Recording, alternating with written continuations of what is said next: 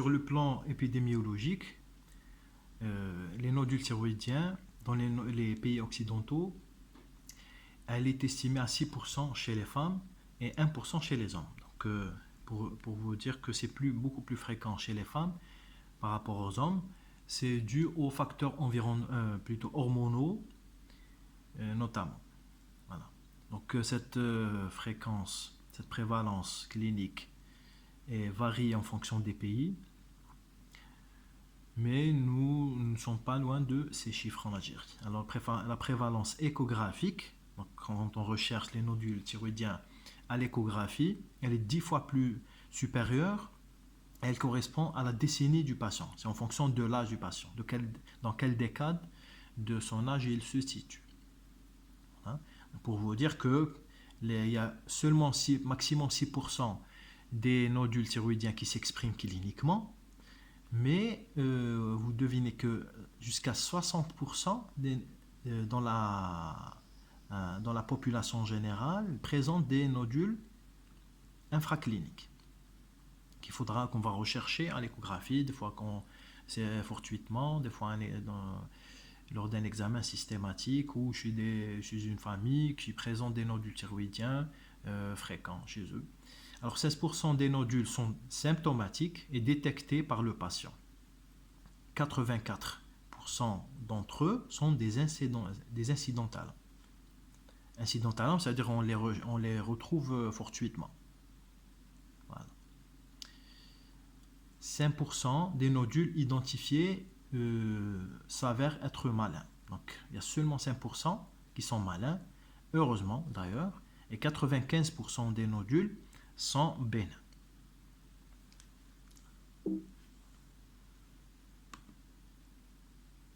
Les facteurs favorisant le développement d'un nodule thyroïdien sont le sexe féminin, comme je vous l'ai dit, et les statistiques le confirment, et ils sont 6 fois plus fréquents chez la femme que chez l'homme, et c'est dû notamment aux facteurs hormonaux chez la femme. L'âge élevé, ça augmente avec l'âge, parce qu'avec l'âge, il peut y avoir des aberrations chromosomiques, il peut y avoir de l'inflammation répétée dans la thyroïde, des traumatismes cervicaux, mais aussi parce que les petits nodules qui apparaissent à un âge jeune, ils vont évoluer avec l'âge et on va les retrouver plus fréquemment à un âge avancé. Le surpoids s'avère être un facteur favorisant l'apparition des nodules thyroïdiens. Donc le sexe féminin, l'âge et le surpoids. Alors qu'est-ce qu'on doit réaliser comme examen après la découverte d'un nodule thyroïdien? Le premier examen à faire, c'est la TSH. Et le deuxième, c'est l'échographie. Ces deux examens, notre prise en charge est incomplète. Voilà. Alors, l'échographie doit préciser la localisation du nodule et ses rapports anatomiques. Il se situe dans le lobe droit, gauche, basilobaire, au sommet, au niveau de l'isthme. Il est totolobaire, c'est-à-dire prend tout le lobe. Il est bilatéral, il y en a plusieurs, un seul, plusieurs, etc. Puis, elle précise le volume du nodule et de la thyroïde. Est-ce que la thyroïde est augmentée de taille? Et là, il s'agit d'un goitre avec un nodule et on précise son volume. Il faut préciser l'écostructure du nodule. Est-ce qu'il est liquidien? Est-ce qu'il est solide ou mixte? Solido-liquide. Et son écogénicité. Comment on précise l'écogénicité? C'est en le comparant au reste du parenchyme sain. On dit qu'il est hyperécogène s'il est plus brillant par rapport au reste du parenchyme. Il peut être hypoécogène s'il est moins brillant, c'est-à-dire moins blanc que le parenchyme thyroïdien qui paraît échographiquement grossièrement gris et homogène, et il peut être isoécogène s'il a la même écogénicité que le reste du parenchyme. Et cette règle, entre parenthèses, s'applique sur pratiquement tous les tissus. Alors chaque tissu qu'on analyse en échographie, on le compare souvent aux structures avoisinantes. Okay? il faut préciser sa forme, ses limites et la présence d'un contact avec la capsule antérieure. Parce que cela, s'il y a un contact, ça peut être un signe de malignité, mais aussi ça va nous aider pour le traitement ultérieur si on aura recours à la chirurgie. La présence de calcification doit être recherchée et précisée, et l'élasticité à l'élastographie, cela est fait lors de l'échographie. On apprécie la dureté du nodule et sa souplesse. Voilà. Enfin, on précise la vascularisation du nodule au Doppler. On va voir s'il est hypervascularisé, il est hypovascularisé, avasculaire, si la vascularisation est centrale ou périphérique, etc. Toutes ces caractéristiques doivent être précisées. Et c'est important, ça va guider votre prise en charge ou la prise en charge si vous faites recours à un autre confrère pour la suite du traitement. Voilà. S'il y a des adénopathies cervicales, en pré ou périopératoire, il faudra faire une confirmation anatomopathologique extemporanée. L'extemporanée, c'est le fait de réaliser l'ANAPAT, l'examen histologique, en péropératoire ou en préopératoire. C'est-à-dire, si en péropératoire, en pleine chirurgie, on retrouve des adénopathies qui n'ont pas été retrouvées auparavant, on peut les demander un examen ANAPAT sur le coup, rapide, et ça va nous renseigner sur sa nature, si elle est bénigne, réactionnelle notamment, ou maligne. Si c'est malin, alors il faudra faire un curage, enlever ces adénopathies accessibles, voilà, pour éviter d'éventuelles récidives, s'il s'agit d'une néoplasie. Voilà. Voilà. Ce geste permet de diminuer le risque de récidive, bien sûr, et d'améliorer la survie. Voilà, donc faire un geste complet, bien étudié, bien conduit, ça va conférer un confort au patient par la suite, en lui évitant les récidives et les désagréments qui vont avec. Voilà. L'arbre décisionnel ne paraît pas, malheureusement. Donc, on va le sauter. Il paraît pas bien, je ne sais pas pourquoi. L'arbre décisionnel. Donc, je vais vous le... C'est dommage.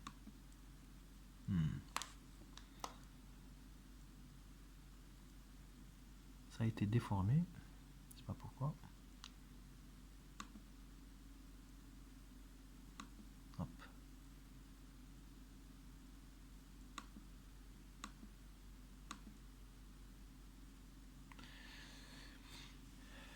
On va voir juste comme ça.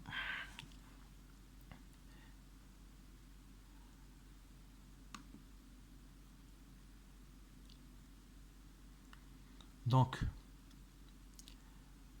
nous allons voir cet arbre décisionnel que je vais vous passer par la suite. Ça a été déformé par l'application, je ne sais pas pourquoi. Alors, devant un nodule thyroïdien, il faut faire le dosage de la TSH. C'est important. Alors, s'il y a des signes de compression au début, on passe directement à la thyroïdectomie totale ou partielle, après cytoponction éco-guidée. Voilà. On fait un dosage de la TSH. Si la TSH est normale ou haute, on fait une échographie thyroïdienne et on va la classifier selon le score TIRATS ou E-TIRATS, qu'on va voir par la suite. Si elle est basse, rappelez-vous, une TSH basse veut dire hyperthyroïdie. Donc là, qu'est-ce qu'on fait? On l'a vu hier, on fait une scintigraphie thyroïdienne, sauf si grossesse. Alors s'il y a une hyperfixation,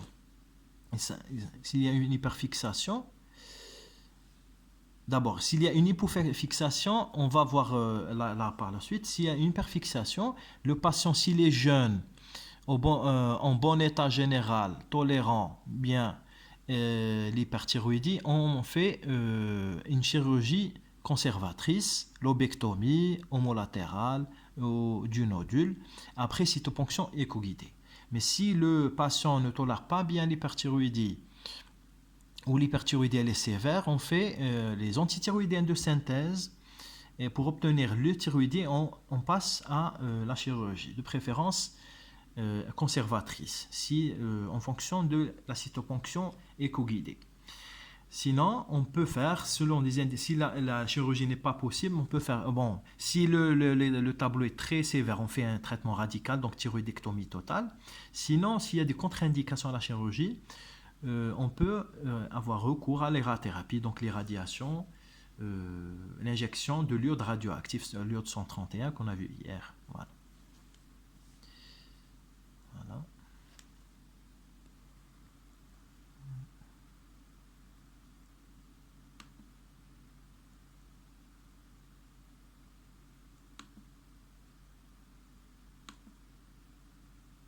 Voilà. Donc, si la TSH est normale ou basse, on fait une répète, un écho-Doppler avec classification EUTIRATS. Alors, les scores qu'on a, c'est le stade 5 qui est supérieur à 1 cm, le stade 4 si c'est supérieur à 1,5 et le stade 3 si c'est supérieur à 2 cm. Ou bien, on aura un nodule inférieur à 1 cm, donc il est non suspect à l'échographie. Okay. Sinon, on peut avoir un kyste avec des signes de compression. Et là, on fait une cytoponction évacuatrice. On va évacuer le liquide existant. Okay. Par contre, le score TIRATS est de 3, 4 ou 5, donc on fait une cytoponction. Donc les indications de la cytoponction pour un nodule thyroïdien plein, tissulaire, c'est les stades de EUTIRATS supérieur à 3, 4 ou 5. Donc on fait une cytoponction avec un examen anatomopathologique et classification de Bethesda. On va la voir. Si par contre il est stade 1 ou 2, ce nodule n'est pas suspect, donc il nécessite seulement une surveillance régulière, notamment souvent annuelle, une fois par an. Si le kyste, s'il s'agit d'un nodule kystique de contenu liquidien avec des signes de compression, on va faire une cytoponction évacuatrice. S'il n'y a pas de signe de compression, on le laisse tranquille, on va plutôt le surveiller. C'est bon? Voilà. Alors, quand on fait la cytoponction, on fait une classification de Bethesda.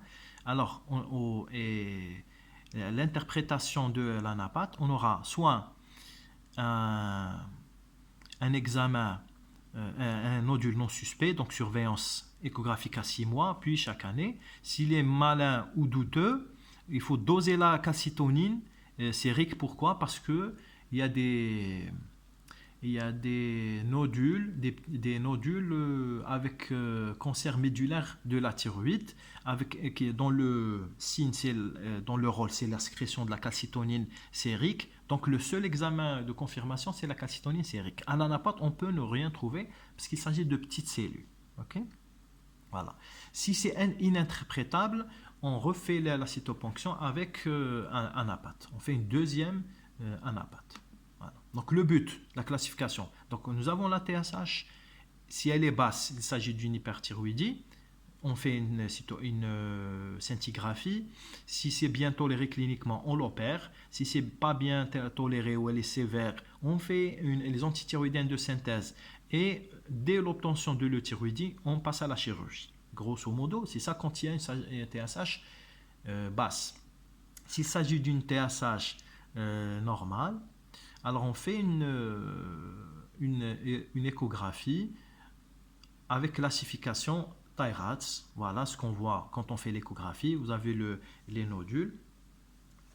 On fait leur numérotation, combien de nodules, on leur donne des numéros, les diamètres plus les volumes et la localisation dans les plans. Okay. Après, on les classifie. Il y a plusieurs critères pour classifier. Vous allez voir sur le tableau. Alors, le stade 1 et 2, voilà, ici. Voilà, le stade 1, il est normal, il n'y a rien. Il n'y a rien sur c'est un nodule pratiquement normal. Il n'y a aucun signe additionnel. Il est isoécogène, sans anneau, rien. Le deuxième, c'est un nodule qui est bénin. Le troisième, c'est la faible risque. Le quatrième stade, c'est le risque intermédiaire. Et le cinquième stade, c'est le risque élevé.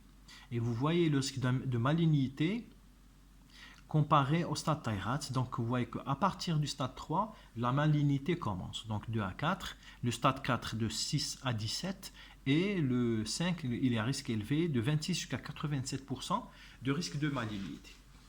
C'est pour cela, et c'est un score échographique reproductible avant de faire la cytoponction. Cela, c'est une suspicion de malignité à l'échographie.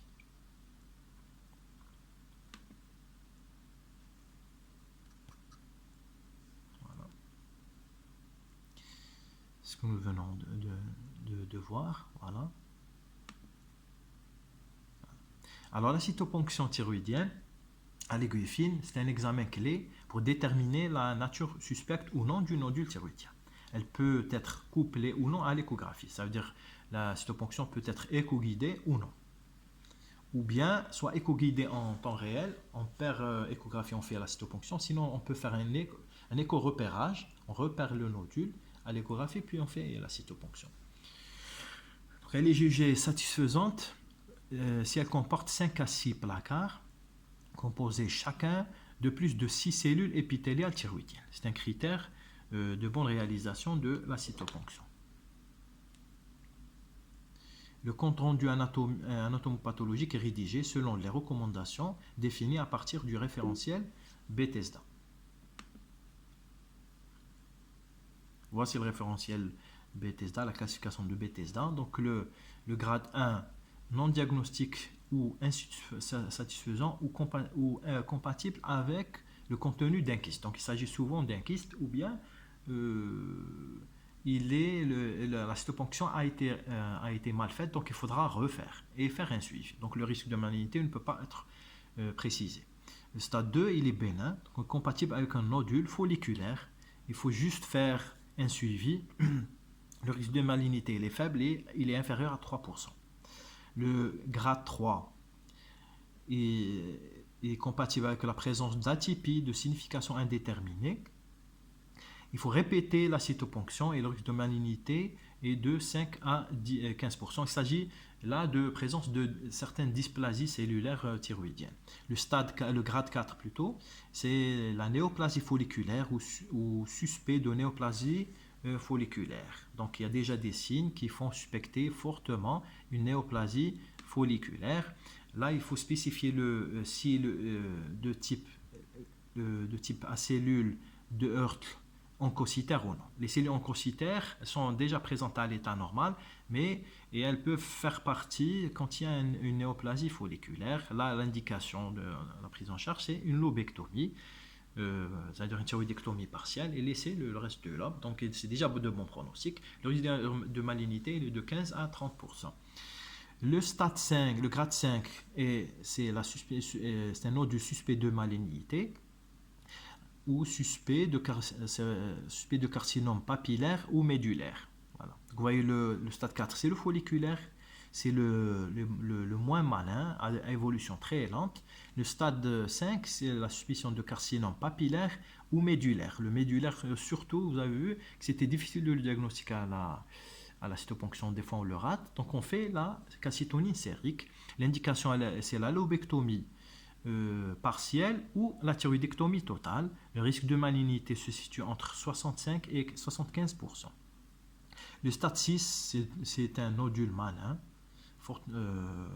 fortement malin. Donc, il s'agit d'un carcinome papillaire, médulaire ou peu différencié. L'indication, c'est la thyroïdectomie totale, plus ou moins curage ganglionnaire. Il y a des chirurgiens qui font un curage ganglionnaire systématique, d'autres qui préfèrent faire l'extemporané et agir en fonction de l'anapathe. Le risque de malignité, il avoisine les 100%.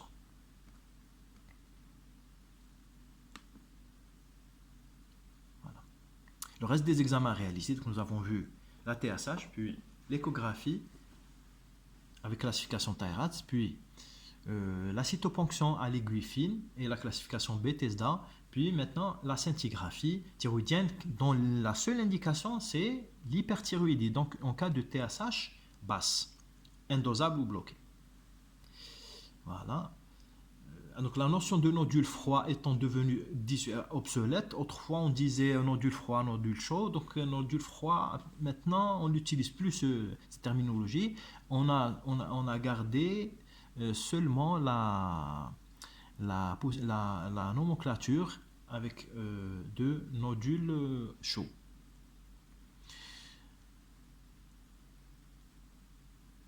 Les nodules cancéreux, pourquoi? Parce que les nodules cancéreux peuvent être des nodules isofixants. Autrefois, on croyait que c'était surtout les nodules froids hypofixants à la scintigraphie. Mais on a découvert par la suite qu'il y en a beaucoup de nodules cancéreux, néoplasiques, qui sont isofixants, donc avec une isofixation à la scintigraphie. Donc, la scintigraphie dans les hypothyroïdies et dans les nodules froids n'apporte pas grand-chose. Donc, un nodule chaud veut dire hyperfixation à la scintigraphie. Il peut être soit un nodule toxique, soit un nodule prétoxique. Le nodule toxique correspond à un nodule hyperfixant avec extinction totale du parenchyme thyroïdien restant, ce qu'on a vu hier, ce qu'on appelle la scintigraphie en drapeau japonais. Le nodule prétoxique correspond à un nodule hyperfixant avec seulement une diminution, donc une hypofixation du parenchyme thyroïdien restant. Il peut s'agir aussi d'un nodule froid. Nous avons dit que c'est une hypofixation, mais l'hypofixation, c'est plutôt une demande par aberration. On peut la demander des fois quand on a une hyperthyroïdie, vous avez vu, transitoire. Donc, mais dans les nodules hypoécogènes, souvent, elles n'apportent pas grand-chose. Voilà. Mais si on le fait, par défaut on reçoit un examen, le nodule froid signifie très souvent, souvent quand il est froid, un cancer thyroïdien. Voilà. Mais la scintigraphie à elle seule ne contribue pas vraiment à détecter les néoplasies quand il s'agit de nodules isofixants, voilà, avec scintigraphie normale. Voilà. Il peut s'agir aussi d'un kyste liquidien ou un adénome bénin. Le taux de calcitonine, comme cinquième examen à demander. Alors, le taux de calcitonine, on le fait pour la détection du cancer médulaire de la thyroïde, le CMT.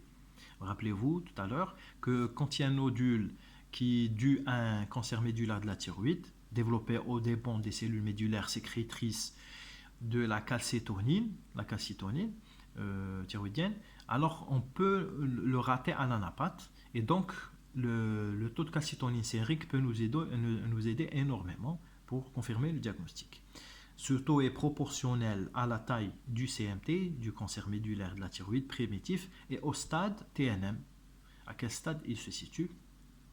Alors, une calcitonine sérique doit être demandée en cas de CMT connu au moins une fois devant un nodule suspect de malignité avant toute opération d'un goitre nodulaire. Voilà, donc c'est important.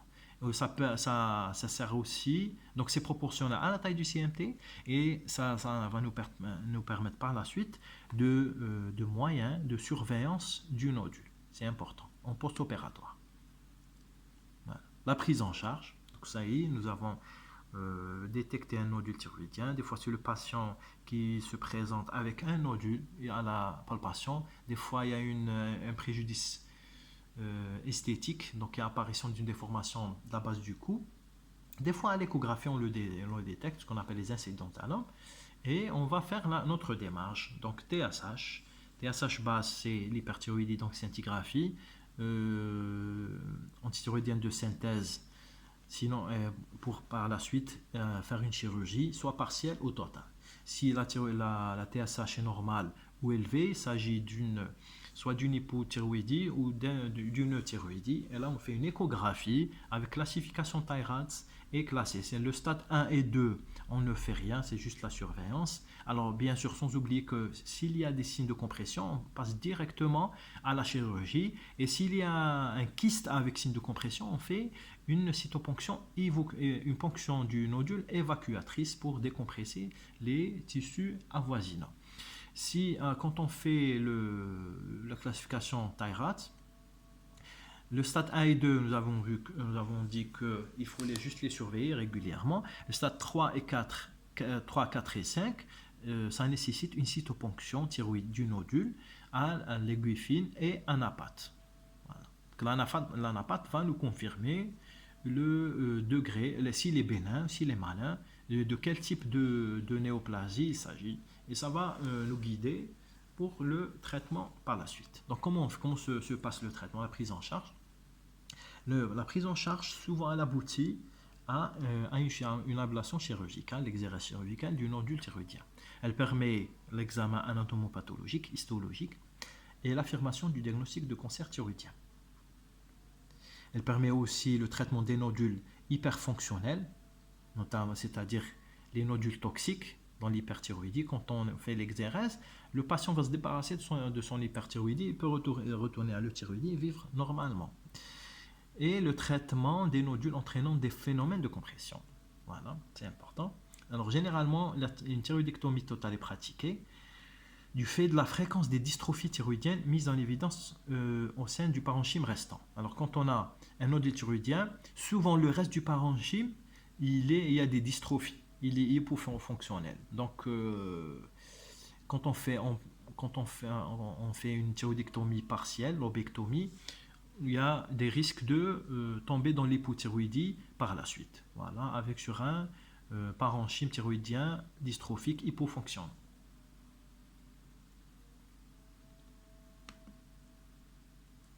Voilà. Alors les risques liés à la thyroïdectomie sont surtout les paralysies récurrentielles du nerf récurrent, qui est une branche du nerf vague qui remonte vers qui naît du nerf laryngé et qui remonte vers la thyroïde. Voilà, donc en opératoire, il risque d'être blessé. Alors si vous aurez la chance, essayez d'assister à des thyroïdectomies au bloc opératoire, vous allez voir les temps de la thyroïdectomie, temps cutané, les dissections, etc. La thyroïde, comment elle est thyroïde inflammatoire, les thyroïdes nodulaires, néoplasiques, etc. S'il y a des adénopathies, vous les voyez.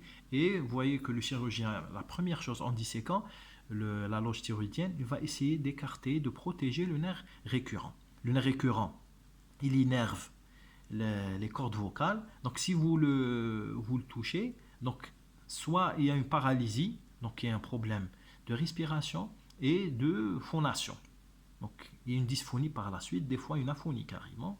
Des fois il y a juste une petite inflammation du nerf récurrent et la patiente, après en post-opératoire, il garde une dysphonie qui peut disparaître par la suite, soit spontanément, soit après traitement corticoïde transitoire. Voilà. Alors le deuxième risque, c'est l'hypocalcémie par lésion parathyroïdienne, sachant que les parathyroïdes sont les glandes majoritaires dans la régulation du métabolisme phosphocalcique. Donc en cas de leur blessure, il peut se produire une hypocalcémie transitoire. La persistance d'une hypocalcémie permanente nécessitant un traitement substitutif vitamino-calcique définitif, mais elle est rare, de l'ordre de 2%. Souvent, quand on a une hypoplasie ou quand on enlève les parathyroïdes avec la thyroïde. Alors sachez que les parathyroïdes sont des glandes en nombre de 4, sous forme de... Elles ressemblent aux lentilles, elles sont plaquées contre la face postérieure des deux lobes. Alors, en cas de thyroïdectomie, on enlève un nombre suffisant, 2 ou 3, voilà, et on les insère. Elles sont suturées avec le muscle sternocléido-mastoïdien. Elles auront de la néovascularisation et continuent leur fonctionnement. Voilà, donc on ne les enlève pas avec la thyroïde. Ça y est, il faut le savoir ça, sinon ce sera très difficile à gérer par la suite. Il y a des complications générales liées à la chirurgie. Comme toute chirurgie, il y a le risque d'hémorragie, d'infection, mais elle reste exceptionnelle parce que c'est une petite loge séparée, antérieure, et donc ces risques sont minimes. Voilà. Donc, nous avons terminé ce cours sur le nodule thyroïdien. Est-ce que vous avez des questions?